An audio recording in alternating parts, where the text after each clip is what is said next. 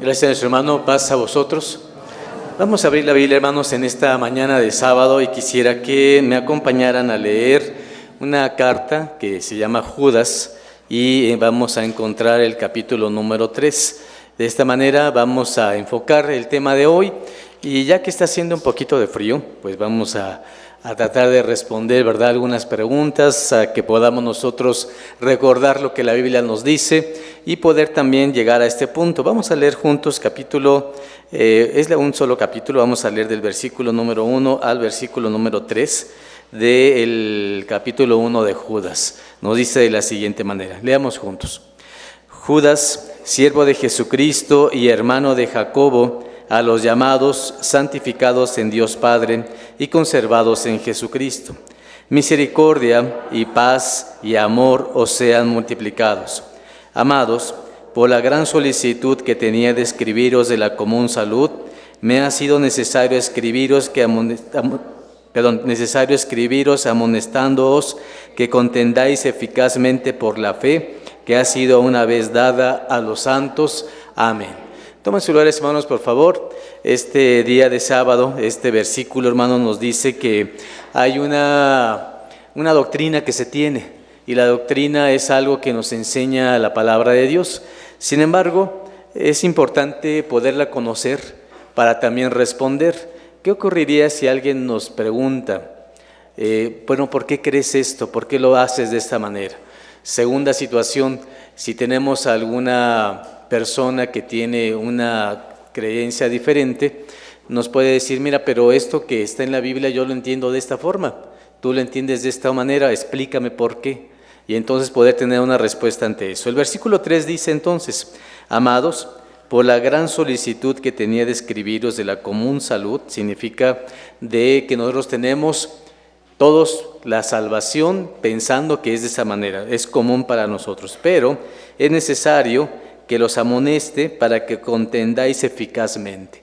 La Biblia dice que para poder también saber hay que defender nuestra doctrina, solamente que hay que hacerlo correctamente, hay que hacerlo de la mejor manera.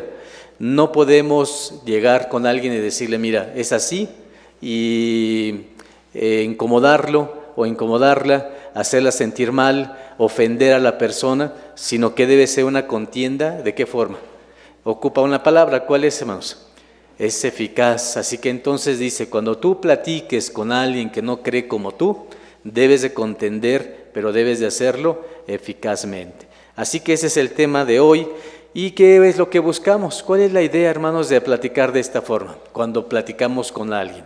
El punto es encontrar la verdad, y que la verdad nos ilumine, que la verdad nos ayude a entender lo que está escrito en la Biblia.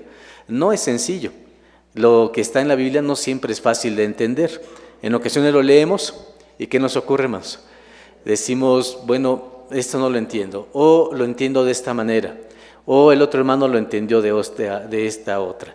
Voy a contarles una historia acerca de la verdad, que es la parte de preámbulo que tenemos para esta mañana. Y dice así, érase una vez un hombre que buscaba la verdad. Un buen día llegó a un lugar donde ardía una innumerable cantidad de velas de aceite. Estas se encontraban cuidadas por un anciano, que ante la curiosidad de este individuo, respondió que ese era el lugar de la verdad absoluta. Aquel le preguntó qué significaban sus palabras, a lo cual respondió que cada vela reflejaba la vida de cada individuo sobre la tierra. Dice que llega a un lugar, y el lugar entonces ve muchísimas velas, y cada vela es una vida. ¿Estamos de acuerdo? Muy bien. Y entonces le pregunta, bueno, ¿y esas velas por qué, no? Y entonces dice, a medida que se consume el aceite, menos tiempo de vida le queda. Y entonces cada vela era una vida, pero la cantidad de aceite medía el tiempo de vida que le quedaba a cada persona. ¿Estamos bien hasta ahí? Muy bien. ¿Qué dice? El hombre le preguntó si le podía indicar cuál era su vela. Al descubrir que la vela estaba flaqueando y estaba a punto de extinguirse, aprovechó un instante de distracción del anciano y tomó la vela de al lado para verter un poco de aceite de esta sobre la suya. ¿Qué les parece? Dijo, a ver, dime cuál es la mía. Le vio y dijo, caray, ya le queda muy poquito aceite. ¿Qué se le ocurrió? Pues vio la vela de al lado y dijo, pues le voy a robar. ¿Qué le voy a robar? Vida. Le voy a robar aceite, pero en realidad le voy a robar vida. Entonces dijo, voy a tomarlo de ahí. Bien.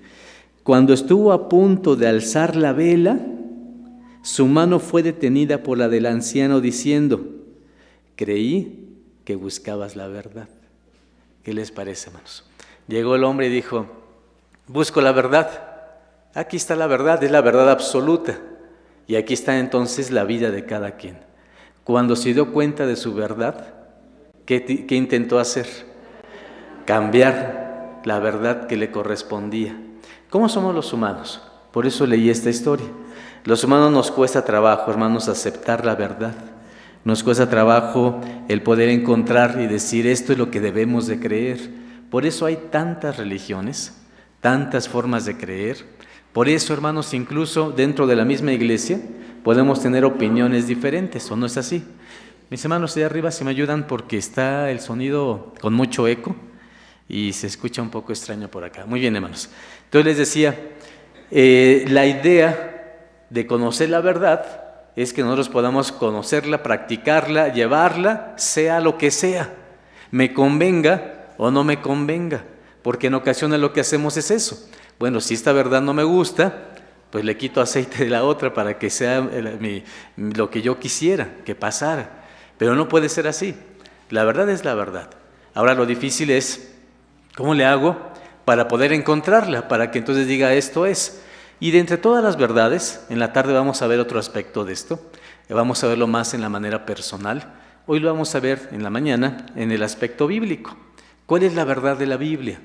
Y lo primero es, hermanos, nosotros en la iglesia, aquí en la iglesia, no deberíamos decir, aquí en la iglesia de Dios israelita tenemos la verdad. Yo creo que deberíamos de decir, buscamos la verdad, porque sería soberbio, sería incongruente el decir, tenemos la verdad. ¿Qué pensaría una persona que, hermanos, también ha estudiado mucho de la Escritura y está en otra congregación? Diría, ¿cómo eres capaz de pensar eso?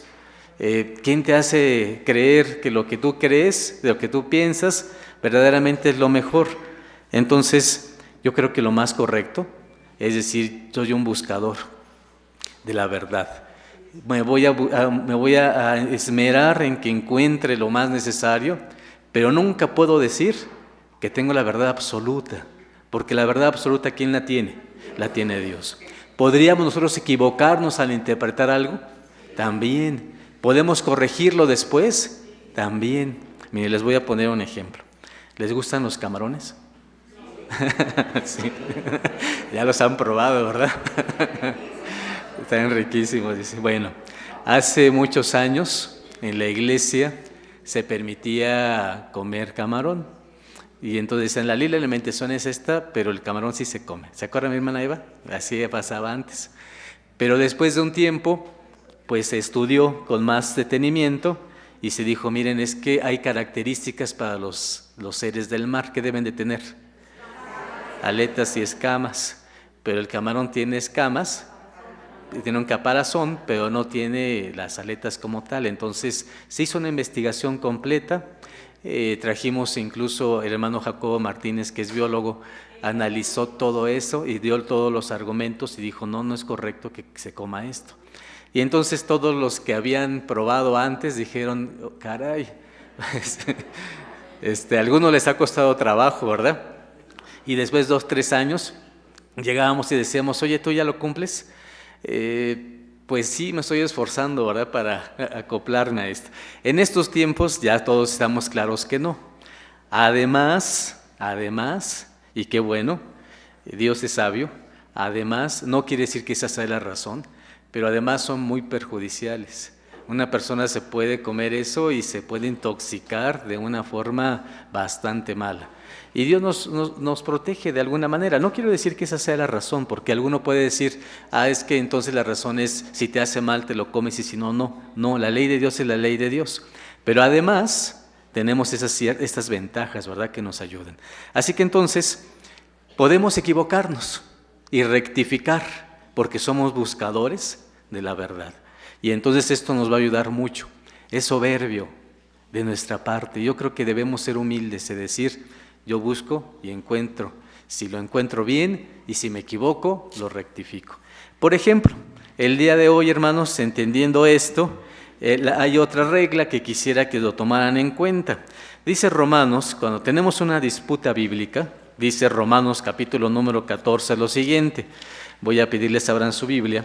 Y dice, ¿qué pasa si llega a la iglesia alguien que no cree igual que nosotros? Entonces dice el versículo 1 del capítulo 14 de los Romanos. ¿Estamos ahí?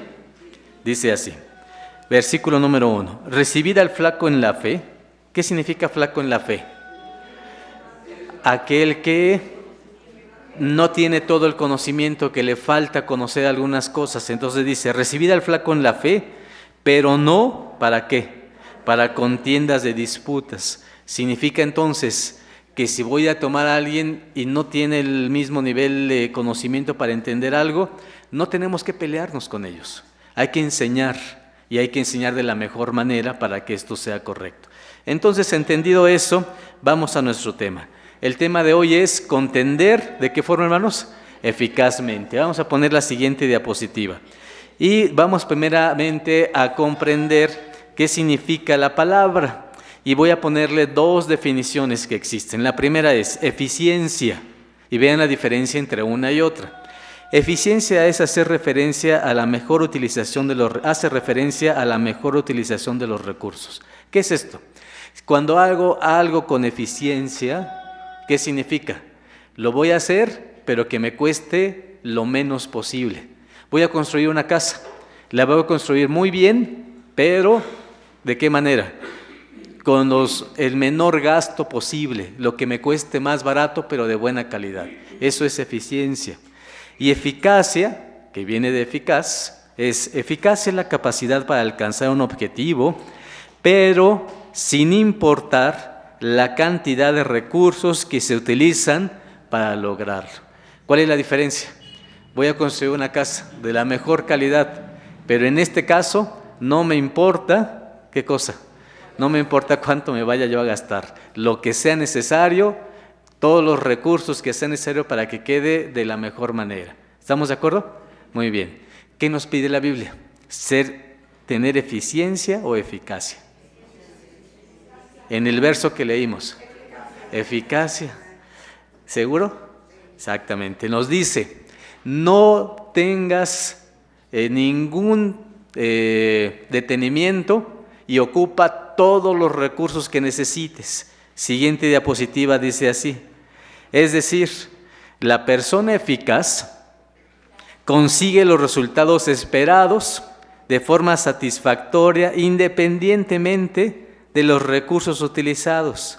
La persona eficiente es aquella que lleva a cabo la tarea, pero con el menor número de recursos posibles. Así que entonces pensaríamos, oye, pero cuando voy a predicar de la palabra y voy a enseñarle a alguien que no cree como yo, tengo dos alternativas. Voy a utilizar lo menos posible para convencerla o voy a utilizar todo lo necesario, un recurso y otro y otro y otro para que la persona se convenza. Quiere decir entonces que cuando nosotros platicamos de la Biblia con alguien que no cree como nosotros, dice la siguiente diapositiva. Mi hermano, si nos ayuda por favor a ponerla. La siguiente diapositiva, ¿qué dice, hermanos? Coloca todos tus recursos disponibles para contender eficazmente la palabra de Dios. Así que entonces, cuando hablamos de doctrina, necesitamos tener toda nuestra mente, nuestras capacidades, habilidades, recursos, las cosas que hemos leído, lo que encontramos en otras fuentes también, y todo nos va a servir para encontrar una verdad. Y la verdad es nuestro punto de vista, lo que lo encontramos de la Biblia, y vamos a enseñar esa verdad. Si en esa enseñanza encontramos también un aprendizaje del otro, ¿qué debemos de ser? Pues humildes también, ¿verdad? Para decir, caray, este punto no lo había entendido correctamente, yo pensaba que estaba bien, Todos mis recursos eran, yo pensaba que estaba bien, pero ya me di cuenta que pues me faltó esto. Y entonces, ¿qué habría que hacer? Ser humilde. Mis hermanos de este lado, ¿qué pasaría, hermano Escoto, con una persona que después de mostrarle todos los argumentos, esa persona los escucha, sabe que uno de esos puntos sí le cambian su opinión, pero él es obstinado, no la cambia? ¿Qué opina de una situación así? Se dicen igualmente que tratar de convencer a un necio es hacerlo al enemigo. Sí, ¿sí lo escucharon, hermanos? ¿Creen usted, dice hermano, que tratar de convencer a un necio se vuelve ¿qué? Nuestro enemigo? Bueno, eso también pasa cuando una persona dice, es que yo creo así, pero ya te abriste a escuchar todos los argumentos, todas las cuestiones, y estoy seguro, hermanos, porque me ha pasado muchas veces, que llegamos con una postura y la defendemos, y cuando la estamos defendiendo nos damos cuenta que hay puntos que no concuerdan, que no son lo mismo. Y entonces decimos, si yo hago que él se dé cuenta que estos puntos ya me convencí diferente, me va a ganar. Entonces estamos pensando siempre en ganar. Pero la regla que dice, cuando hables con alguien que cree diferente a ti, enseña, pero no que sea una contienda, ni tampoco sea una disputa. ¿Estamos de acuerdo todos? Muy bien. ¿Quieren hacer un ejercicio el día de hoy? ¿Seguros, hermanos? Bueno, dijeron que sí, hermanos, entonces vamos a comenzar. ¿Qué les parece si alguien les pregunta y llega a su casa y le dice, mira, este texto dice así? Abran su Biblia, dice Gálatas, capítulo número 3. Vamos a abrir la escritura y nos va a decir lo siguiente, esta es su postura.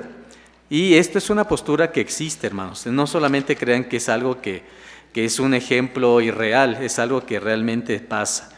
Dice Gálatas, capítulo número 3, versículo número 10. ¿Estamos ahí? Versículo 10, dice, porque todos los que son de las obras de la ley están bajo, ¿de qué? De maldición. Y entonces nos dicen, a ver, ¿tú guardas qué día? Pues el sábado. Ah, muy bien. ¿En dónde está el sábado? En la ley. Muy bien. Dime, ¿tú comes algunas cosas sí y otras cosas no? Sí. ¿Cómo se llama eso? La ley de la alimentación. ¿En dónde está? En la ley. Muy bien. Oye, ¿tú guardas las fiestas? ¿En dónde está? En la ley. Y entonces nos leen este verso y nos dicen, ¿tú sabes que la ley ya no se debe de guardar? Que la ley existió en el tiempo antiguo, en el tiempo del Antiguo Testamento, pero con Cristo ya no la necesitamos. Y entonces nos leen el versículo. Todos los que son de las obras de la ley están bajo de maldición. Y entonces dice, te habían dicho en tu iglesia que cada vez que vas el sábado, lo que estás atrayendo es maldición. Porque dice la siguiente parte del verso, porque escrito está, maldito todo aquel que no permaneciere en todas las cosas que están escritas en el libro de la ley, ¿para qué? Para hacerlas. Y entonces nos dicen, estás equivocado, estás haciendo algo mal. Dios envió a su Hijo para liberarnos de la ley, ya no la necesitamos. Y nos dan este verso, eres maldito. Y lo leemos y decimos, ¿cómo le contesto? Porque yo no lo creo. No creo que alguno de ustedes piense eso. El problema no está ahí. ¿El problema dónde está? ¿Cómo le contesto? ¿Qué respuesta le doy? Así que entonces comenzamos con el ejercicio. ¿Qué les parece? ¿Sí? Mi hermana piensa que está ahí mismo la respuesta. Ahorita me dice. Muy bien. Le voy a preguntar. Mi hermana Prisi, ¿qué opina? Si alguien llega y le dice, ¿sabes qué, Prisi? ¿Cuántos años tienes en la iglesia? No nos diga ahorita porque si no. Pues tengo muchos. Bueno. ¿Y sabías que tienes maldición? Y le decimos, no. Y entonces explícame el versículo. ¿Por qué dice eso? ¿No? Y nosotros nos quedamos callados un ratito y decimos, mientras pensamos, nos saca otro texto más. Y nos lee Romanos capítulo número 10 y me dice, quiero que me expliques estos dos. Romanos capítulo 10, versículo número 4, que dice así. ¿Estamos ahí? Romanos capítulo 10, versículo número 4. Porque el fin de la ley, ¿quién es? es Cristo, para justicia a todo aquel que cree. Y nos dice, a ver, ¿qué dice aquí? El fin de la ley, ¿quién es? Es Cristo. Muy bien. Además, ¿tú crees? Sí, sí creo. Entonces ya no necesitas la ley, porque aquí dice que es justicia para todo aquel que cree. Muy bien. Mi hermana Avi, ¿qué le respondería a un amigo o una amiga que le dijera esto? Que sí vino a ver un pacto en el cual también por su muerte somos salvos, pero no es para siempre. O sea, también a través de esa palabra también tienes que seguir y cumplir esa ley. Sí, pero aquí dice que tienes maldición. ¿Cómo explicas el verso? Todos los que son de las obras de la ley están bajo de maldición. Aquí la regla es, explícalo. No podemos darle un poquito la vuelta, porque entonces es como ponerle aceite de la otra lamparita, ¿verdad, hermanos? Y decir, me falta mi aceite y le voy a quitar al otro. Entonces tendríamos que responder. ¿Qué opinas, Dara? Yo a leerlo, Sí. dice, porque todos los que dependen de las obras de la ley están malditos. Pero abajo dice, maldito, en el mismo verso, todo aquel que no permaneciere en todas las obras escritas en el libro. En este caso, para hacerlas, yo les mencionaría que tal vez no se refiere a una maldición como tal, sino es de que pues si tú estás consciente de lo que debes de hacer y no lo haces, entonces ahí está lo que podrías decir tú como maldición. Muy O sea, bien, no bien. es una maldición literal, Sí. sino es de que estás consciente de las cosas que haces y no debes de hacer, y por ende eso es lo que se podría decir ahí como una maldición. Por eso la parte que dice después, maldito el que no las hiciera. Muy bien, buen argumento. Nuestra hermana Dara nos dice, mira, el punto está, la respuesta es, dice que eres maldito, pero con una condición. ¿Cuál es la condición? Que no hagas las obras de la ley. Entonces tenemos este argumento y es válido, es muy bueno. ¿Qué respondemos ante estas circunstancias? Respondemos varias cosas. Primero, cuando decimos en el versículo número 10, mi hermana Eva, ¿qué respondemos ante eso? El 10 dice, porque todos los que son de las obras de la ley están bajo maldición. Ahí es muy fácil, como no tengo letra, no puedo Sí. leer, pero está en Deuteronomio 32. Sí. Ahí está, con ese solo texto es más que suficiente. La gente lo que confunde mucho son cuando le dicen de la ley, lo primero que piensan es en la ley de Dios y los 10 mandamientos. Sin embargo, hay dos tipos de leyes, que aunque son de Dios las dos, a una se le conoce como la ley mosaica, que son 613 leyes, y la otra que son los 10 mandamientos, que son las tablas de la ley. Entonces, ahí cuando se está refiriendo a las obras de la ley, el mismo texto lo dice, hasta abajo, maldito todo aquel que no persevere, como usted dice, si no las cumplen, pero ahí se está refiriendo a las que están escritas en el libro de la ley. Dice en Deuteronomio, como acabó Josué, hijo de Nun, de escribir estas palabras en un libro, las puso al lado del arca. Entonces en el arca está el maná, están las 10 palabras, está la vara de Aarón que regresió, y al lado está el libro de la ley, que son las 613 leyes que Moisés escribió. Entonces ahí es donde está la diferencia de las leyes. Se está refiriendo a la ley mosaica, que es la del libro, y la ley de Dios es eterna. Y las otras leyes tampoco se han quitado, simplemente están en el stand-by. Ahorita no se pueden cumplir porque no hay sacerdote, porque no hay templo, pero no se han quitado tampoco. Algunas han pasado a un estado espiritual, como por ejemplo los sacrificios. Ya no son como antes, como un cordero, sino ahora son espirituales. En fin, esa es la única diferencia, que ellos devuelven todo y no saben, hay que leer el contexto. Por ejemplo, donde se meten más es en Gálatas, ¿no? Pero ahí no está hablando de la ley de Dios, sino de otra, de la ley ritual. Entonces hay que hacerle diferencia entre una ley y otra ley para que puedan entender. Gracias. Gracias, nuestra hermana. Nuestra hermana nos dice, mira, lo que pasa es que hay una ley que se llama la ley de Dios, pero está dividida en dos partes. Una que es la ley de los 10 mandamientos y otra es la ley de Moisés. Entonces nuestra hermana nos dice, lo que se refiere a este verso es a la ley de Moisés, pero no a la ley de los 10 mandamientos. Esa respuesta es correcta. Sin embargo, nos toman, cuando decimos eso, inmediatamente nos toman y dicen, muy buena respuesta. Entonces, ¿Dónde están las fiestas? ¿En qué ley? ¿En los 10 mandamientos o en la ley de Moisés? En la ley de Moisés. Y entonces dices, perfecta respuesta. ¿Para qué guardas entonces Pentecostés y Cabañas? No tienes por qué guardarlas. Cuando decimos la ley de la alimentación, ¿dónde está? ¿En los 10 mandamientos o en la ley de Moisés? En la ley de Moisés. Entonces nos dicen, ¿para qué te abstienes de eso? Está en la ley de Moisés. Exacto. Entonces la respuesta es, toda la ley de Dios es vigente, toda. Entonces, como toda la ley es vigente, solamente hay cosas en las cuales tú puedes estar debajo de la ley. Y esa es la respuesta. Cuando uno cumple con la ley no nos hace nada. Pero cuando uno no la cumple, ¿qué pasa? Estamos bajo la ley. Y esa es la gran diferencia. Cuando uno está bajo la ley es, si te pasas un alto, ¿qué pasa? Vas a tener que cumplir y vas a decir, voy a pagar la multa, ¿no? Si tú robas a alguien, ¿qué pasa?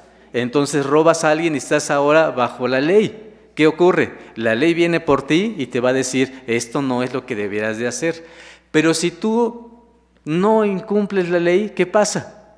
No tienes por qué preocuparte, porque tú no estás bajo la ley, estás cumpliendo con la ley. Y entonces lo que dice este versículo en primera instancia es, sí, maldito aquel que no cumple, vea lo que dijo nuestra hermana Dara, maldito todo aquel que no permaneciera en todas las cosas que están escritas en el libro de la ley. ¿Para qué? Para hacerlas. Así que entonces la primera respuesta es, si yo estuviera incumpliendo algo, entonces ¿qué sería? Maldito.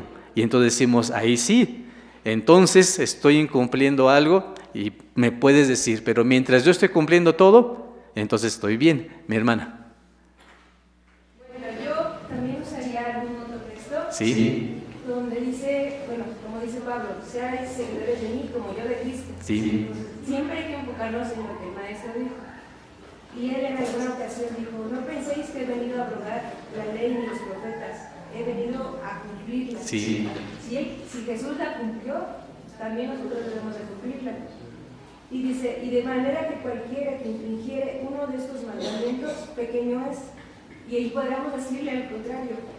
Y así enseñaré a los hombres, muy pequeños seré llamado en el reino de los cielos, mas cualquiera que hiciere o enseñar esto, será llamado grande en el reino de los cielos. Muy bien. Entonces, es decir, Cristo siempre la cumplió. Sí. Si tú la cumples, siempre serás magnificado y ya. Exactamente. Dice Jesús, mi hermana menciona el texto, que Jesús viene a no a eliminar la ley, sino incluso a magnificarla, a engrandecerla. Y la respuesta segunda que tenemos, la tenemos en el mismo capítulo 3 de Gálatas. ¿Qué necesitamos hacer cuando alguien nos pregunta algo? Recuerden muy bien, es el texto, pero ¿qué hay que ver? El contexto. ¿A qué se está refiriendo? Y vean lo que está. Versículo número 1. Oh Gálatas insensatos, ¿quién os fascinó para no obedecer a la verdad, ante cuyos ojos Jesucristo fue ya descrito como crucificado entre vosotros?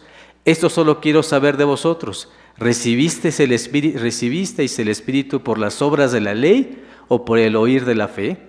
Tan necios sois, habiendo comenzado por el Espíritu, ahora os perfeccionáis por la carne.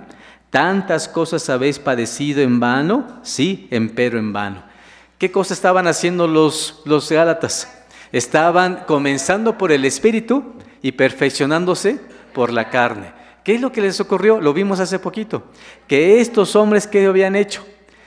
Se circuncidaron. Y entonces dijeron, oye, es que tienes un problema. Cuando dice aquí, todos los que son de las obras de la ley tienen esta maldición, es por lo siguiente. Llegaba el gentil y decía, yo voy a cumplir con toda la ley. Perfecto, muy bien. En ese tiempo había templo, ¿sí o no? Entonces, ¿qué tenía que hacer? Tenía que ir a sacrificar porque la ley le exigía que hiciera eso. Pero entonces decía, a ver, si tú estás sin circuncidarte, no puedes ir al templo, pero Cristo lo va a hacer por ti. Si tú te circuncidas, quitas a Cristo y entonces tienes que estar obligado ¿a qué? A ir al templo, a sacrificar tu animal, porque la Biblia lo dice así y la Escritura lo dice así. Y tú dices, no lo voy a hacer porque Cristo está conmigo y no voy a sacrificar, ¿qué dice Pablo?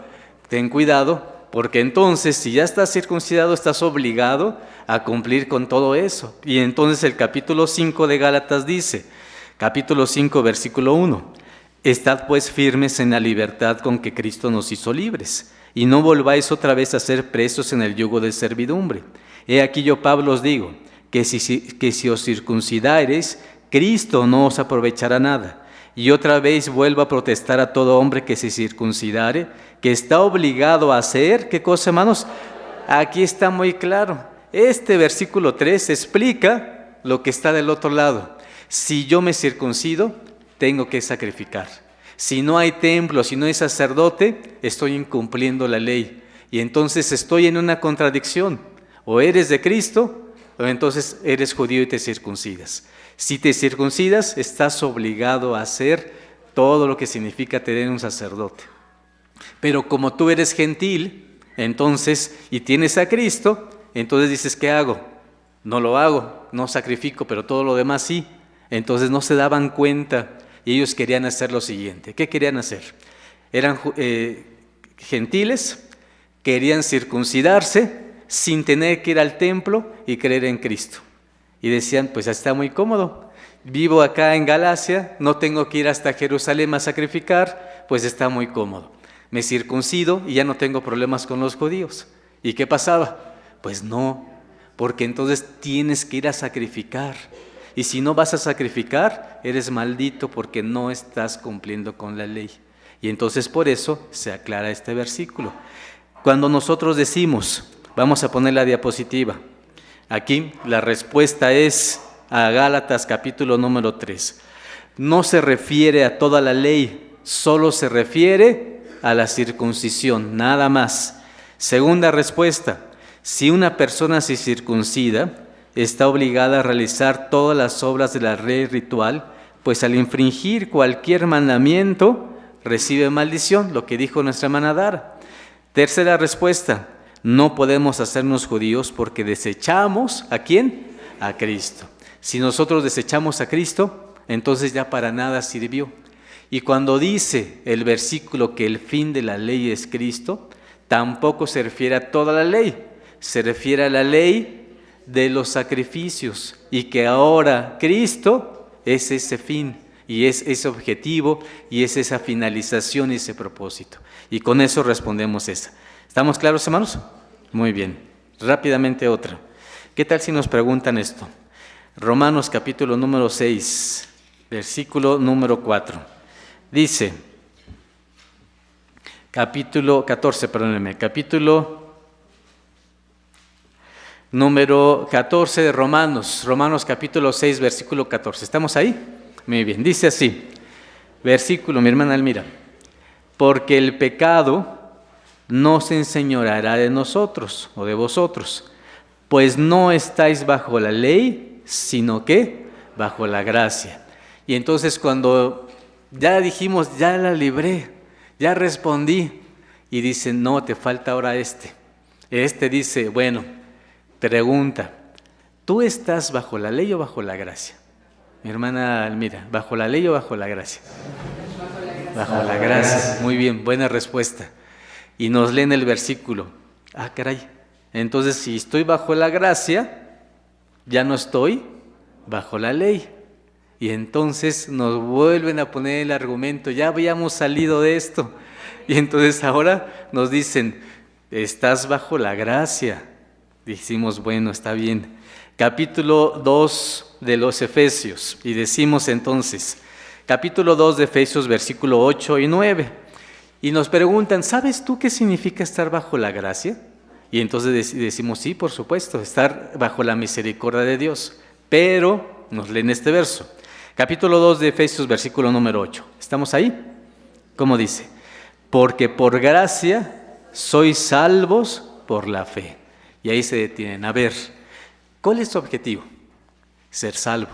¿Quieres llegar a la vida eterna? ¿Y qué respondemos? Sí, muy bien.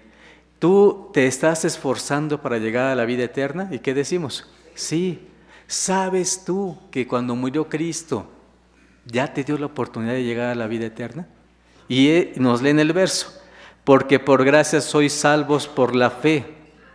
Y esto no de vosotros, pues es don de Dios. Y luego nos leen todavía para que nos quede más claro y nos dice, no por obras, para que nadie se gloríe.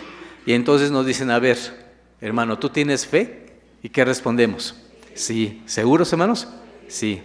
¿Necesitas obras para salvarte? ¿Qué respondemos? Sí. Así decimos, ¿verdad? Pero nos leen este verso y ¿qué dice? No por obras, por la fe eres salvo. Si quieres llegar a la vida eterna, no necesitas hacer obras. Así que quédate en tu casa, está haciendo frío. Y decimos, bueno, eso sí me gustó, ¿verdad? Está haciendo frío, tienes un cafecito caliente, no te preocupes. Oye, vas caminando y ves unos camarones que alguna vez comiste y dices, bueno, pues ya no estoy bajo la ley. Y entonces no hay problema. ¿Estaríamos bien? No. La pregunta es, ¿estamos convencidos de esa verdad? El problema no es ese. El problema es cómo le respondo a una persona que me dice que yo soy salvo por gracia. No puedo quitar el verso. El verso está aquí y es una verdad. El punto es cómo la entiendo. Así que entonces, mi hermano José Luis, ¿qué le responde a su amigo que le pregunta así? También dice la Escritura que la fe sin obras es muerta. Sí. Sí se necesitan obras para ese objetivo. Me parece bien. La Biblia dice que la fe sin obras es muerta. Ese es un buen argumento. Pero antes de ese argumento hay que responder este. ¿Cuál es la respuesta de este? Se refiere a que si estamos por gracia, porque antes para poder pertenecer necesitábamos ser del pueblo. Sí. Y entonces eso era lo que, y tener todo eso era lo escogido y era así. Ellos eran los escogidos. Cuando Cristo muere, no puedes tú pertenecer si no eres del pueblo. Ahora estás por gracia porque no muere por ti y tú puedes pertenecer. Entonces dice nuestra hermana que cuando muere Cristo nos da la oportunidad de pertenecer al pueblo. ¿Cuál es la respuesta que decimos, hermanos? Hay dos tipos de salvación. Si estamos pensando que esta salvación se refiere a la vida eterna, nos estamos equivocando. Entonces hay dos tipos de salvación. Esa es nuestra primera respuesta. ¿Cuál es la primera salvación que tenemos? Capítulo 2 mismo que tenemos. Otra vez, ¿cuál es la regla? Leer, ¿qué cosa, hermanos? El contexto. Dice el versículo número 1. Y de ella recibisteis vosotros, que estabais muertos en vuestros delitos, ¿y qué más, hermanos? Y pecados. Una persona que no está con Dios, que no viene a la iglesia, que no le importa nada de lo que está en la Biblia, ¿cómo está? Está muerta. ¿En qué condición se encuentra? Muerta en delitos y ¿qué más? En pecados. Dice, versículo número 2, en que en otro tiempo anduvisteis conforme a la condición de este mundo, conforme al príncipe de la potestad del aire, el espíritu que ahora obra en los hijos de desobediencia, entre los cuales todos nosotros, ¿qué pasó? También vivimos en otro tiempo, en los deseos de nuestra carne, haciendo la voluntad de la carne y de los pensamientos, y éramos por naturaleza hijos de ira también como los demás. Empero Dios, que es rico en misericordia, por su mucho amor con que nos amó, aun estando nosotros muertos en pecados, ¿qué pasó, hermanos? Nos dio vida juntamente con Cristo. ¿Y qué dice el verso? Por gracia sois salvos. Muy claro. Cuando tú estás en el mundo y no te acercas y no quieres a Dios, entonces ¿qué pasa? Estás muerto. Estás muerto en delitos y ¿en qué? Y en pecados. Y podemos permanecer así mucho tiempo. Estamos vivos físicamente, pero espiritualmente, ¿cómo estamos? Estamos muertos. Muy bien. ¿Eso se puede remediar, sí o no? Sí se puede remediar. ¿Qué se tiene que hacer? Versículo 5. Aún estando nosotros muertos en pecados, ¿qué dice? Nos dio vida juntamente con Cristo. Por gracia sois salvos. Esta persona es pecadora, ¿sí o no? ¿Necesita ser buena para que llegue la misericordia de Dios? No. Así como está de pecadora, Dios le dice, mira, vives y estás muerto. ¿Qué voy a hacer? Te voy a pasar de aquí a vida. ¿Pero tú necesitas ser bueno para que esto pase? No. Te lo voy a dar por gracia. ¿Qué significa por gracia? Gratis, te lo voy a dar gratis. Tú puedes pasar de muerte a vida y no necesitas hacer nada más que tener fe. Ese es el único elemento. No necesitas obras, porque si yo dijera, a ver, hermana Eva, usted tiene 70% de pecados, pero la hermana de un lado tiene 60% de pecados, nada más. Y entonces diríamos, le vamos a dar preferencia a nuestra hermana, que tiene 60%, nuestra hermana Lupita, y vamos a hacer a un lado a nuestra hermana Eva porque ya tiene 70% de pecado en su cuerpo. ¿Estaría correcto eso?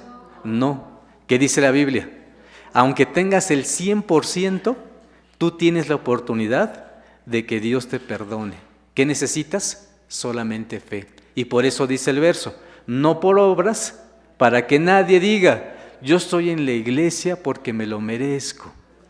Si alguien en la iglesia viene y dice, yo como era bueno, no muy bueno, pero era mejor que otros, entonces Dios me miró y me dijo, sí, tú te voy a traer y te voy a traer a la iglesia. Y entonces nos sentimos afortunados y nos decimos, Dios me miró porque soy mejor que los demás.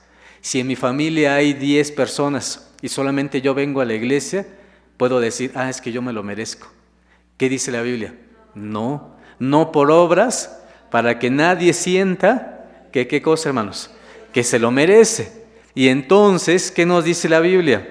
Versículo número 7, pero número 6, y juntamente nos resucitó y asimismo nos hizo sentar en los cielos con Cristo Jesús, para mostrar en los siglos venideros las abundantes riquezas de su gracia en su bondad para con nosotros en Cristo Jesús. Porque por gracia sois salvos por la fe, y esto no de vosotros, pues es un don ¿de quién? De Dios, y no por obras, para que nadie se gloríe. Y es que la salvación está dividida en dos partes. La primera etapa es librarnos del mundo y decir, deja de vivir como ellos, deja de pensar como ellos, y entonces te voy a sentar en los cielos, te voy a resucitar. Y esto es lo que estamos haciendo aquí. Cuando una persona está en la iglesia, es como si resucitara. Porque ¿cómo estaba? Muerto. ¿En qué cosa? En delitos y pecados. Y cuando una persona pasa de muerte a vida, ¿cómo se le llama? Resucitar. Y entonces nos resucitó y estamos aquí. ¿Cómo se sienten? Dice, pues orgulloso porque me escogió a mí. Decimos, no, entendimos mal, hermanos. ¿Esta salvación para quién es? Para todos. Muy bien. Primer parte de la salvación. Lo más extraordinario de la Biblia es que muchos versículos están en el mismo lugar. Leemos solamente uno y si lo sacamos de contexto, podemos decir, la vida eterna solamente así. Pero vean lo que dice el versículo número 10. El mismo capítulo. Y vean lo que dice el 10. Porque somos hechura suya. ¿A quién se refiere? A nosotros. ¿Suya de quién? De Dios. Cuando estás muerto, ¿tienes a Dios? No. ¿Cuándo tienes a Dios? Cuando ya te resucitó y te dio vida a través de Cristo. ¿Estamos de acuerdo? Y te bautizaste. Muy bien. Porque somos hechura suya. ¿Creados en quién? En Cristo Jesús. Pregunta, ¿en qué momento somos creados en Cristo Jesús? Cuando nos bautizamos. Si no te bautizas, todavía no se te perdona esa muerte que tienes. Pasas de muerte a vida, ¿en qué momento?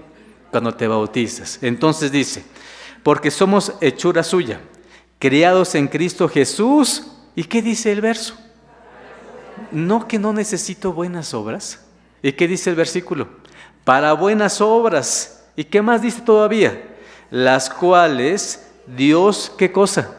Preparó para que anduviésemos en ellas. Qué magnífico versículo.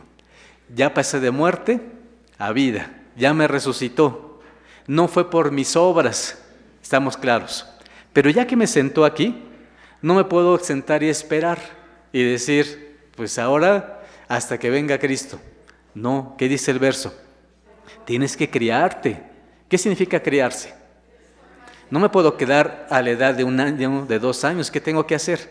Criarme, crecer. ¿Y qué me va a hacer crecer? Cristo. ¿Pero qué me puede ayudar? A hacer buenas obras.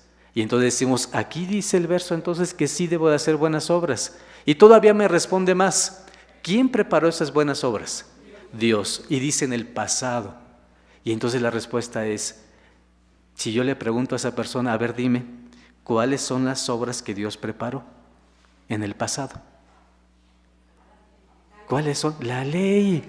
Así que la respuesta es muy clara. Cuando decimos este verso es la ley de Dios. ¿Qué cosa ha dado Dios al hombre sino la ley? Así que entonces la respuesta es las buenas obras que Dios preparó. ¿Qué cosas son?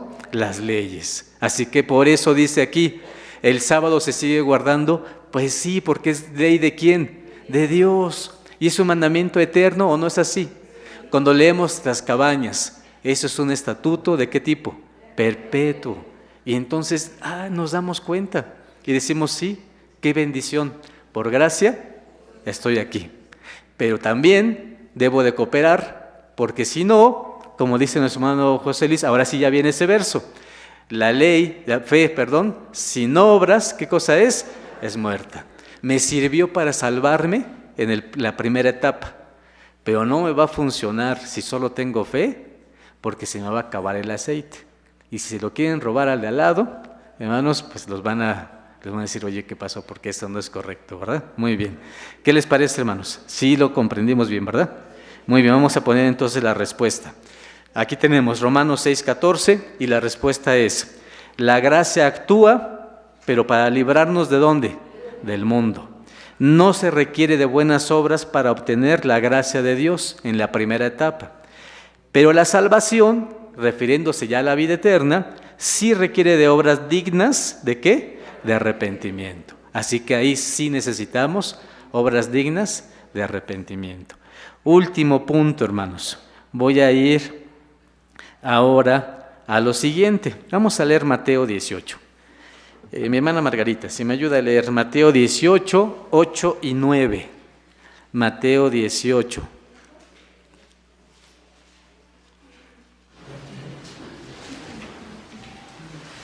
Y ese es mi último ejemplo porque el otro que voy a poner es completamente de ustedes. Así que entonces lo van a poder responder ya muy bien, ¿verdad, hermanos? Sin ningún problema. Muy bien. Vamos a leer Mateo, capítulo número 18, 8 y 9. ¿Cómo dice este versículo? Perdónenme.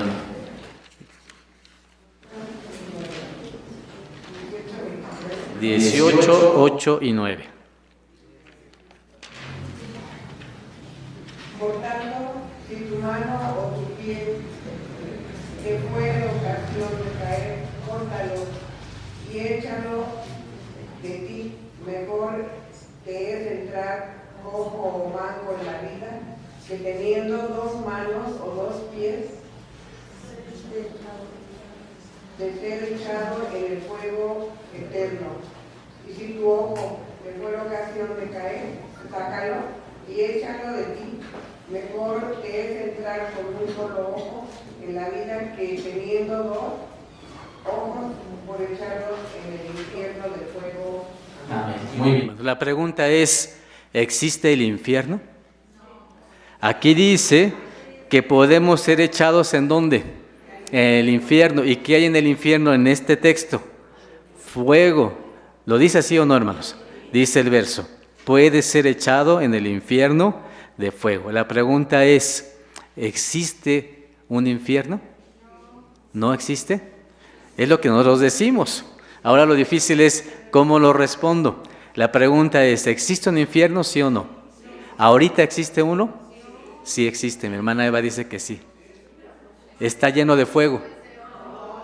Si nosotros, mejor voy a decir, si yo, por ejemplo, me voy al infierno, voy a estar quemándome todo el tiempo. ¿Por qué no? Si aquí dice que somos echados ¿en dónde? Voy a releer el verso, miren lo que dice. Versículo número 8. Por tanto, si tu pie o tu mano te fuera ocasión de caer, ya lo vimos en una escuela con nuestro hermano Esaí, córtalo y échalo de ti. Mejor te es entrar cojo o manco en la vida, que teniendo dos manos o dos pies, y ser echado ¿en dónde? En el fuego eterno. Aquí dice que el fuego ¿cómo es? Eterno, y que es fuego. Y luego en el 9 nos dice más difícil, Y si tu ojo te fuera ocasión de caer, sácalo y échalo de ti. Mejor te es entrar con un solo ojo en la vida, que teniendo 2 ojos ser echado en el infierno del fuego. Entonces la primera pregunta es, ¿existe infierno ahorita? ¿Una persona que muera ahorita puede irse al cielo o al infierno? No. Entonces el infierno ahorita, es una figura de retórica. ¿Estamos de acuerdo?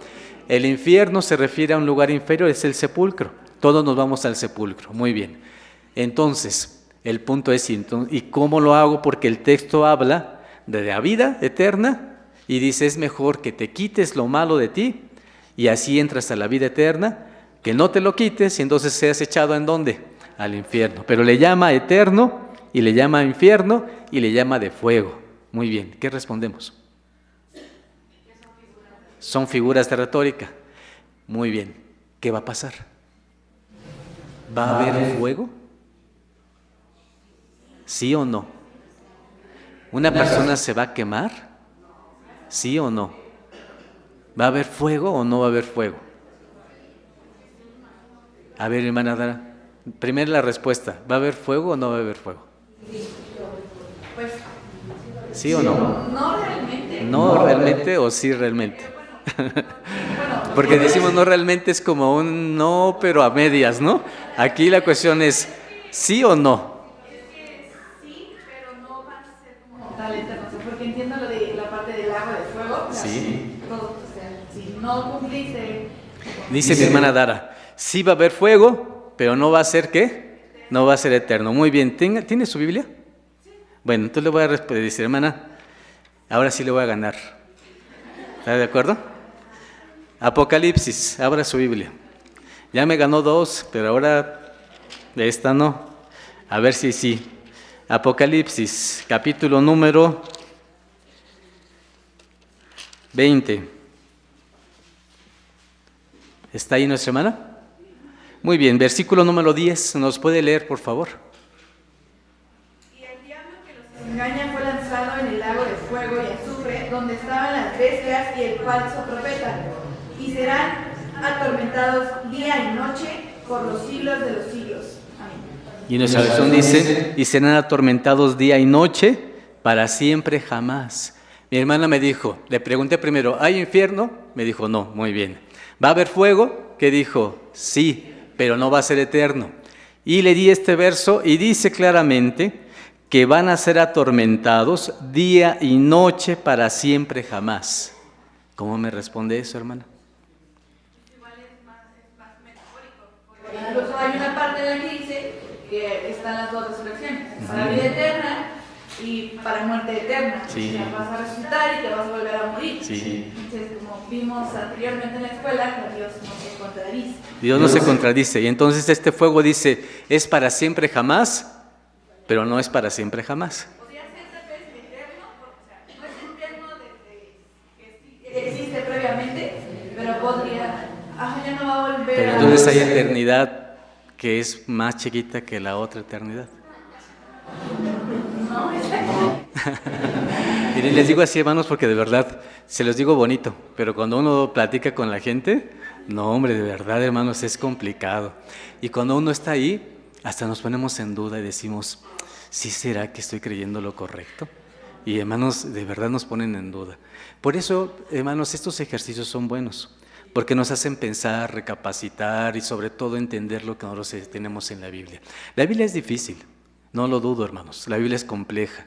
Nosotros intentamos darle un argumento y ese argumento es complicado también, porque las palabras están. Pero cuando leemos los versículos con detenimiento, nos damos cuenta de algo. En este mismo capítulo 20 está la respuesta, pero habla de 2 tipos de destrucción. Y es que en el mundo no solamente hay seres físicos, sino también hay seres metafísicos. Pregunta, ¿a un ser metafísico le hará mal el fuego? No, esa es la primera pregunta. A ver, ¿quiere decir que si Satán lo llevo al fuego, va a estar atormentado por el fuego? ¿Cómo es él? No le hace absolutamente nada el fuego porque es un espíritu. Y entonces la cuestión de este texto y de apoyar y de decir que va a existir un infierno eterno, con este texto la pregunta es, bueno, ¿y cómo le voy a hacer porque dice que el diablo es lanzado ahí, y también la bestia, pero la bestia es una manera de representar a un gobierno. ¿Qué más? Y el falso profeta, que también es una representación de una entidad religiosa. Entonces, ¿cómo puedo mandar un concepto? ¿Cómo puedo mandar un concepto? ¿Cómo puedo mandar a Satán a un fuego eterno? Eso es imposible, porque el fuego físico no les hace mal.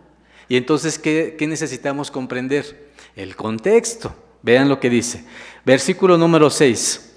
Bienaventurado y santo el que tiene parte en la primera resurrección.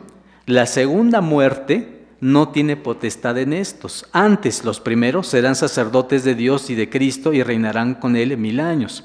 Y cuando los 1000 años fueren cumplidos, Satanás será suelto de su prisión y saldrá para engañar las naciones que están sobre los 4 ángulos de la tierra, a Gog y a Magog, a fin de congregarlos para la batalla, el número de los cuales es como la arena del mar.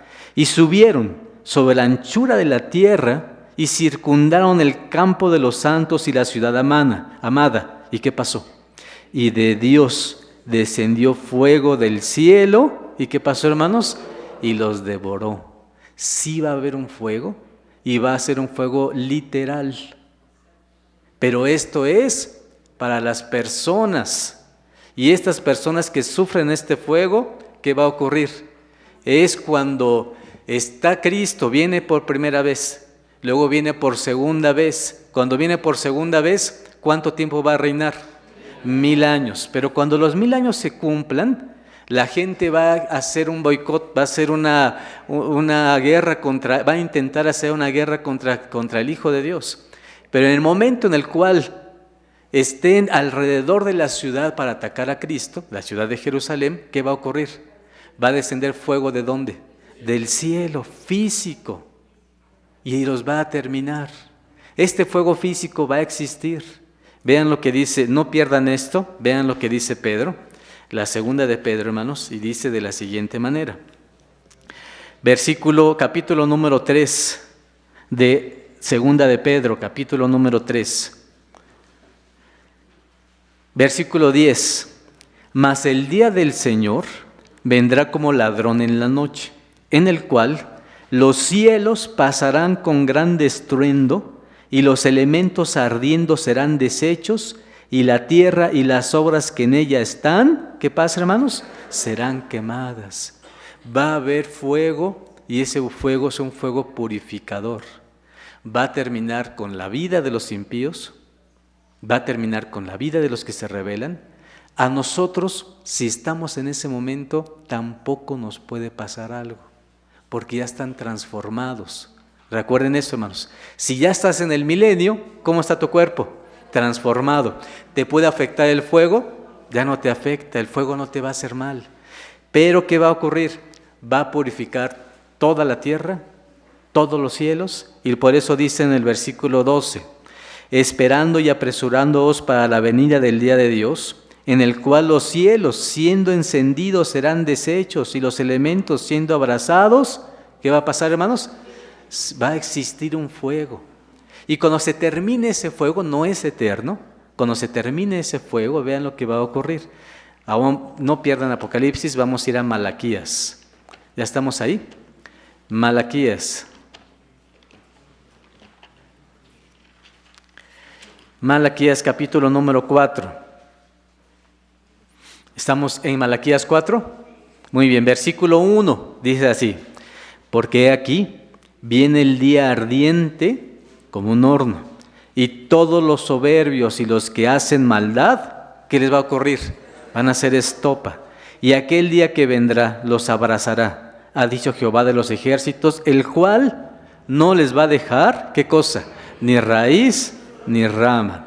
Mas a vosotros, los que teméis mi nombre, nacerá el sol de justicia, y en sus alas traerá salud, y saldréis y saltaréis como becerros de la manada. Y hollaréis, ¿a quién? A los malos, los cuales, ¿qué van a hacer? Ceniza bajo las plantas de vuestros pies. Este fuego no es eterno. Este fuego es un fuego que llega, consume, consume a todos los impíos, esa es la muerte segunda. ¿Y qué ocurre, hermanos? Quedan hechos cenizas, pero la tierra es purificada, los cielos y la misma tierra. Y cuando está purificada ya, ¿qué va a ocurrir? Va a salir, va a venir una nueva Jerusalén, que ¿de dónde va a descender? Del cielo, a una tierra purificada. Y entonces la respuesta a la pregunta a la hermana Dara es, bueno, y entonces ese texto, ¿a qué se refiere? Aquí se refiere, hermanos, ese último versículo, es que para Satán, para lo que significa un falso profeta como organización, una bestia como organización, ¿qué dice? Esos conceptos van a ser aniquilados. Va a dejar de existir Satán. ¿Para cuándo? Para siempre. Existió Satán, todo este tiempo sigue existiendo, pero no se le puede matar a un espíritu. ¿Cómo se le llama a eso? Aniquilación. Y entonces, ¿qué pasa con esto? Va a dejar de existir para siempre jamás. Y por eso dice el versículo. Es una forma hiperbólica, es una figura de retórica para darnos a entender que Satán nunca más va a volver a existir. Y no solamente se pone ahí, vean qué más se echa ahí. Capítulo que tenemos 20, versículo número 14, que vamos a colocar también en ese fuego, y también es una figura que dice, versículo 14, y el infierno, ¿qué más? Y la muerte fueron lanzados en el lago de fuego. Esta es la muerte segunda. ¿Qué quiere decir? La muerte deja de existir, nunca más. Y entonces por eso es una forma de explicarlo. Y entonces ya tenemos claro, el infierno no existe como tal. El infierno es el sepulcro. Cuando dice la Biblia ¿saben qué? Es mejor que tu cuerpo vaya con algo que le falte, que sea echado a la guena. La guena es un símbolo. ¿De qué? Vean lo que decimos en esta última diapositiva. Mi hermano sí, puede poner.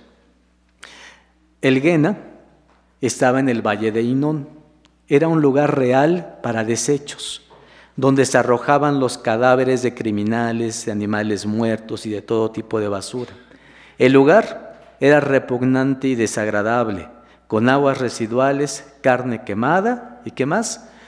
Ese fuego nunca se apagaba.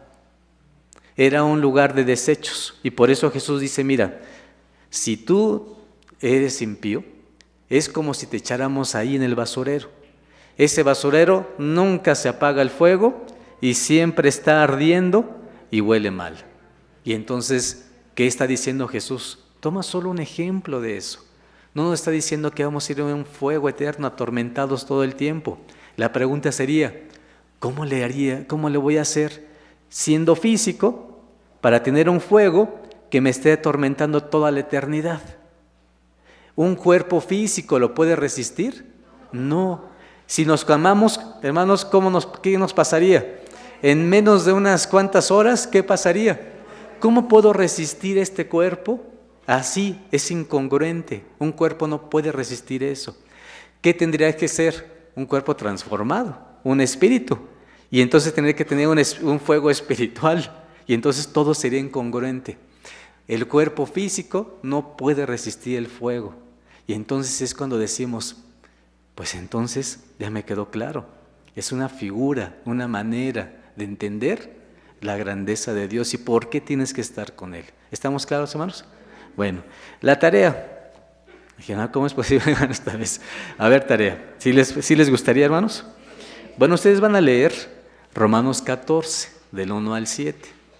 Y la próxima semana vamos a platicar acerca de qué significa este versículo. ¿De acuerdo?